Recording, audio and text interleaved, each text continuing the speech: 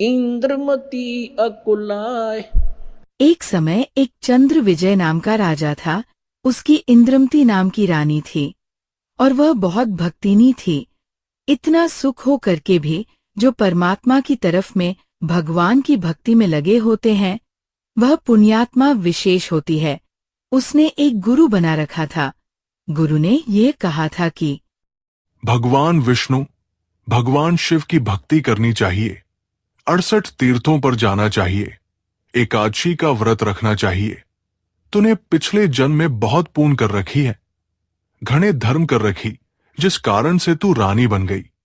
आगे ऐसी ही अच्छा जीवन प्राप्ति के लिए आप साधु संतों को भोजन कराया कर। वैसे तो आए अतिथि को भी भोजन कराओ, उसका भी पुण्य है, लेकिन भगत संत को भोजन कराने का न्यारा ही फल मिलता है। उसने ये सोचा कि साधु संतों को भोजन कराना अनिवार्य है। उसने एक अपना नियम बना लिया कि मुझे भूल न पड़े। मैं प्रतिदिन संतों को, जितने भी आसपास के संत 20-10, कम से कम एक संत को तो भोजन कराकर ही मैं प्रतिदिन आहार किया करूंगी। और उसने अपने नौकरों से बोला, आसपास जो भी जंगल में कोई साधु संत है उनको प्रार्थना करके आओ कि प्रतिदिन यहाँ भोजन करने आए, और जो यहाँ नहीं आ सकते हैं उनको वहाँ पहुँचा कर आओ। इंद्रमती अपने हाथ से रोटी बनाती और साधु संतों को भोजन कराती। जो भी 10-20 आते सभी को आदर से भोजन कराती। ये सिलसिला शुरू हुआ। एक बार क्या हुआ कि कुंभ के मेले का कोई ऐसा संस्कार हो गया। कुंभ के मेले पर हरिद्वार में चले गए सभी साधु संत पर भी लेने के लिए और पैदल आना जाना होता था, तो 10-15 दिन का प्रोग्राम उनका बनता ही बनता था। कोई भी संत उस क्षेत्र में रहा नहीं। अब रानी को पता चला कि साधु आए नहीं। पता करके आए साधु कोई है नहीं, सब चले गए। सबकी झोपड़ी खाली पड़ी हुई थी। पता चला कि वो तो तीर्थ रमन पर चले गए। मैं आहार करूंगी नहीं जब तक कम से कम एक संत को भोजन न करा लो। रानी ने प्रतिज्ञा कर रखी थी कि जब तक खाना खिला न लूंगी संत को मैं आहार नहीं करूंगी। एक दिन बीत गया, 2 दिन बीत गया। रानी थी भूखी घनी रही नहीं थी। तीसरे दिन तो वो आंखें बंद करने लगी। तब उसके पति ने समझाने लगा, क्यों अपना जीवन नाश कर रही हो? खा लो 2 रोटी, जब साधु आवे तब फिर भोजन करा लिए। रानी ने भोजन न करने की ठान ली। द्वापर के अंदर परमात्मा करुणामय नाम से आए हुए थे, यही कबीर भगवान। परमात्मा ने देखा कि रानी इंद्रमती मरेगी तो एक साधारण संत बनकर राजा के महल की तरफ आते दिखाई दिए। इधर रानी ने अपनी नौकरानी से कहा, यदि तू अपनी रानी का जीवन चाहती है तो देख ले कोई साधु संत तुझे दिखाई दे जा, नहीं तो आज शाम तक तेरी रानी प्राण छोड़ देगी। वह दासी दुखी होकर के ऊपर चढ़ गई अटारी पर, और वह कहाँ देखे विचारी। उसने क्या देखा कि सामने एक संत रूप में सफेद कपड़े में दाढ़ी बढ़ी हुई छोटे छोटे बाल है। आ रहा है सिंपल सा साधु। परमात्मा ने उस दिन गले में एक माला भी डाल रखा था कि साधु की तरह दिखाई दे। नौकरानी दौड़कर आई और रानी से कहने लगी, एक महात्मा सा नजर आ रहा है। कपड़े तो लाल है नहीं पर शकल साधु जैसी लगती है, आप कहो तो बोला लाऊं। बहन ले आओ जैसा भी हो। अब वो नीचे गई। इतने में परमात्मा भी महल के निकट सी आ गए। नौकरानी ने प्रणाम किया और परमात्मा से कहा, महाराज, आपको हमारी रानी याद कर रही है। आप कौन हो? मैं नौकरानी हूँ। बेटा, रानी को यदि गरज है संत की तो यही आ जाए गली में। हम किसी के घर जाया नहीं करते, और हम घर जाएं और उसका पति कह दे तू आया किस लिए, उसने गरज है तो यहाँ आ जाएगी। उसने जाकर बता दिया कि साधु ऐसे ऐसे कह रहा है, तो उसको और पकी जज गई कि एक नंबर का महात्मा है। रानी ने कहा, पकड़ मेरा हाथ और सहारा दे, ले चल मुझे ऐसे महापुरुष के दर्शन करा दे। मर जाऊंगी तो भी अच्छा है। आज पहली बार सुन रही हूँ कि रानी को कहने वाला कि गरज पड़े तो रानी यहाँ आ जाए।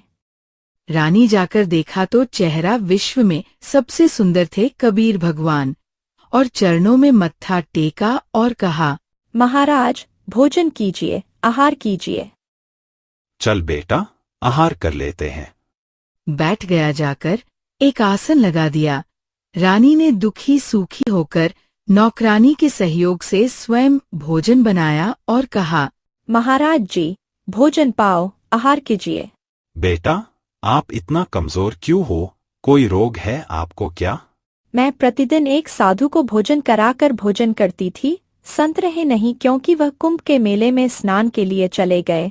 आज तीसरा दिन आ गया महाराज जी, आप न आते तो मर जाती।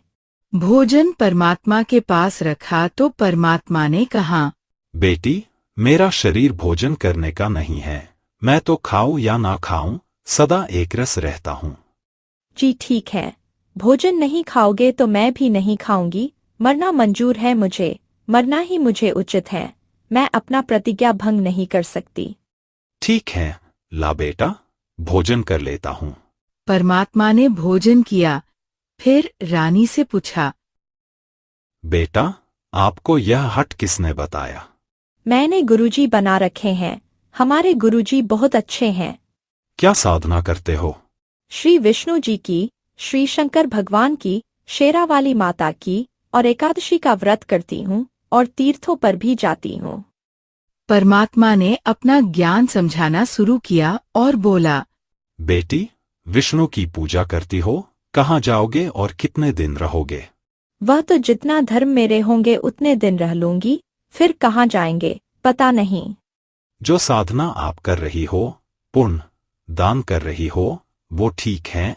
रानी भी बन जाएगी और स्वर्ग भी चली जाएगी, फिर पशु योनियों में अवश्य जाएगी। और यह आपके विष्णु, शंकर और ब्रह्मा सब नाशवान हैं। इनके भक्ति से मोक्ष नहीं होगा, अमर परमात्मा के भक्ति से अमर हो सकते हो। इसी तरह परमात्मा ने बहुत समझाया, पर इंद्रमती नहीं मानी और बोली, इस तरह की बातें तो यह संत आपस में खूब जानते हैं। मुझे अपना गुरु बिल्कुल मेरे हृदय में है। ठीक है बेटी, मैं चला। मान चाहे मत मान, मेरा फर्ज था तेरे को सच्ची बात बताने का। और आज से तीसरे दिन तुझे सर्प डसेगा। तीसरे दिन तेरी सर्प के डसने से मृत्यु होगी। ना तेरा गुरु बचा सकेगा, ना तेरा ब्रह्मा, विष्णु, शंकर बचा सकेगा, और न तेरा भक्तियोग मंत्र बचा सकेगा। ये कहकर महाराज जी उठने लगे तो रानी चरणों में पड़ गई। साधु संत झूठ नहीं बोला करते, ये सोचकर चरणों में गिर गई और कहने लगी, सचमुच महाराज जी। तीसरे दिन आगे तेरी शेष आयु नहीं है और 84 लाख योनियों में जाएगी। महाराज जी, फिर क्या करूं मैं मंत्र दूंगा बेटा, मंत्र जाप करिए और उस गुरुजी से बात भी मत करिए जो दुश्मन है तेरा। फिर रानी ने मंत्र दीक्षा ली और मन में सोचा कि देखूंगी तीसरे दिन क्या होगा। फिर परमात्मा बोले, बेटा, तीसरे दिन काल आवेगा और मेरे रूप में आवेगा। और एक ध्यान रखना, जो मैंने आपको मंत्र दिया है प्रथम, जब वह निकट आएगा तो पहले आप इस मंत्र का जाप करके और फिर प्रणाम करना। जब वह मैं आऊं यानी मेरे रूप में काल होगा और तो भावुक होकर के बगैर मंत्र जाप किए चरण नहीं छूना। पहले मंत्र जप करना है और फिर चरण छूना है। परमात्मा ने उस समय विशेष हिदायत दी थी क्योंकि उसका अभ्यास नहीं था और रानी ने किसी को बताया नहीं। सोचा क्या पता सच्ची है कि झूठी। तीसरे दिन के 2 बजे के आसपास परमात्मा करुणामय के रूप में काल आ गया और कहा, इंद्रमती कहाँ है बेटा? इंद्रमती ने देखी गुरुजी आ गए। परमात्मा की बात याद आ गई और उसने प्रथम मंत्र जाप कर दिया। उसके प्रथम मंत्र के प्रथम नाम से ही एकदम उसका स्वरूप बदल गया और विकराल शरीर और लंबे दांत और मोटी मोटी आंखें, यह विक्रांत शरीर दिखाई दिया। तब उस काल ने देखा कि तेरा तो इसने आवरण उतार दिया और काल ने कहा, अब तो बच गई, तेरे पास मंत्र जबरदस्त है, तुझे फिर देखूंगा। रानी अपने गुरु जी के 100 शुक्र मनाए और अपने राजा को बताती है, काल आया था, मेरी मृत्यु होनी थी, मैंने बनाए हुए गुरुजी ने मेरी उम्र बढ़ा दी। काल जब आ जाता तो क्या तुमको छोड़ जाता? ये तुमने ऐसे ही कहती रहती हो। कोई कुछ कह दे उसकी बात मान जाती हो। रानी वापस आया, 100 शुक्र मनाए और लेट गई ठाट से। इतने में काल सर्प बनकर आया और रानी को डस लिया। डसते ही रानी के आंखें खुली और सर्प को जाते हुए देख लिया और शोर मचाया। डस ली, सर्प ने डस ली, दौड़ के आओ, सर्प ने डस ली। नौकर नौकरानियां लठ लेकर दौड़ कर आया। लंबा महल था राजा का। सर्प जाता दिखे सबको, मोरी में से निकल गया। रानी अचेत हो गई, मृत्यु को प्राप्त हो गई। राजा ने वैद्य बुलाए, डॉक्टर बुलाए, गार्डू बुलाए, सब कुछ कर लिया। सबने मृत घोषित कर दिया। तब परमात्मा आ गए। जीन नौकरानी ने देखे थे उस दिन भगवान को। उसने कहने लगी, महाराज जी, आपकी शिष्या को सर्प ने डस लिया, सर्प से मृत्यु हो गई। हाहाकार मच गई।